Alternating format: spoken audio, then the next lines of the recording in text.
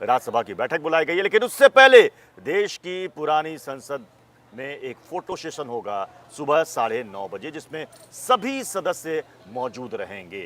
ये विदाई होगी इस पुराने संसद को। लेकिन जो सबसे ज्यादा इस वक्त सुर्खियां बटोर रही है कोई खबर, या सबसे ज्यादा जिसकी चर्चा है, वो है महिला आरक्षण विधेयक कि क्या वो सरकार इस बार इस सत्र में लाने वाली है या नहीं लाने वाली। क्योंकि कल शाम से कैबिनेट मीटिंग के बाद से ये खबरें जोर पकड़ ली। उसके बाद आपने देखा केंद्रीय मंत्री प्रहलाद पटेल का एक ट्वीट भी आया। हालांकि कुछ मिनट के अंदर उन्होंने उस ट्वीट को डिलीट भी कर दिया, जिसकी चर्चा यहां पर प्रेम कुमार जी कह रहे हैं।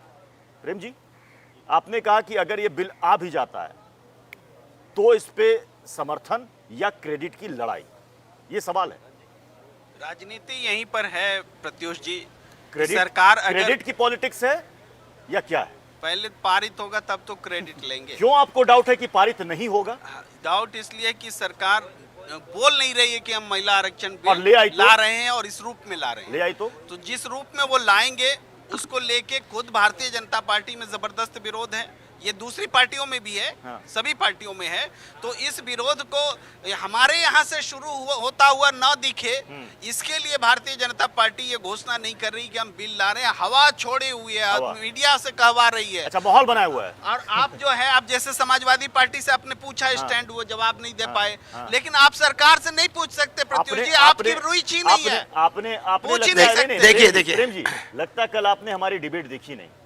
आपने हमारी डिबेट देखी नहीं, जिसका नाम है सबका हिसाब होगा, जहां पक्ष और विपक्ष दोनों से बराबर सवाल पूछे जाते हैं। कई बार सत्ता पक्ष को नाराजगी हो जाती है हमसे कि साहब हम इतना ज्यादा सवाल क्यों करते हैं। आपकी क्रेडिबिलिटी पर, आपके सवाल पर, आपके शोज पर कोई सवाल नहीं है। हम कह रहे हैं कि देश का पत्रकार आज सत्ता पक्ष से पूछ नहीं पा रहा है कि करने क्या जा रहे हो। सत्ता पक्ष इस महिला आरक्षण बिल में संशय क्या दिख रहा है सर? बता नहीं रहा है, सूत्रों के हवाले से खबर आ रही है। इस बिल में क्या लगता है कि इस बिल में क्या कमियां रह जाएंगी? संशय क्या है? क्या संशय है इस बिल में? आपको क्या नजर आ रहा है कि भाई संशय है नेताओं के मन में? क्या संशय है विपक्ष के मन में?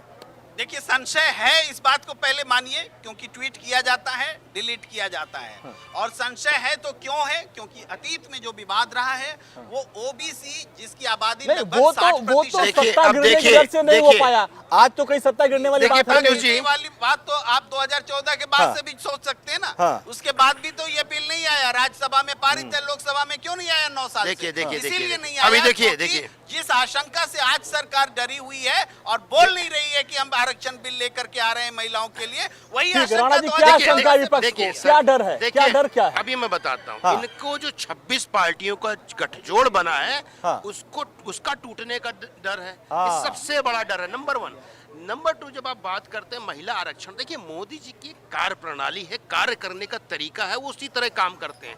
वो ढिंडोरा नहीं पीटते हैं। उनका एजेंडा एकदम क्लियर है, महिलाओं के प्रति, दलितों के प्रति, आदिवासियों के प्रति, देश के प्रति और समाज के प्रति वो अपने कर्तव्य का निर्वाह करते हैं। अब ये कंफ्यूज हो गए हैं, ये सोच नहीं रहे थे, सोच भी नहीं सकते थे कि सरकार इतनी त्वरित काम करके इस बिल पे एक्शन ले सकती है। अब वो आने वाला है, तो इनके अंदर छटपटाहट जो होती ना, वो आने लगी है। अब मेरा जो इंडी ग्रुप है, जो लेली ग्रुप कहा जाता है, वो टूट ना जाए।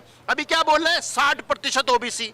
भैया किस गणना के हिसाब से 60% ओबीसी है? मैं आपको बता देता हूं। उत्तर प्रदेश में जाटों को उसमें रखा जाता है, ओबीसी में, बाकी जगह नहीं रखा जाता। तो आप कहेंगे यहाँ 60 है, वहां पे 65 है, किसी में 63 है, किसी में 50 है। अरे आंकड़े कहां से लेके आते? 2011 सेंसेक्स हुआ था ना जातिगत, आप कांग्रेस ने उसको प्रकाशित क्यों नहीं किया? सबके सामने क्यों नहीं रखा? क्योंकि आपको अच्छी तरह पता, जो आंकड़े देते हैं 55, 60, 65, ये भ्रमित है। अगर आप सही तरीके से बैठ के देखेंगे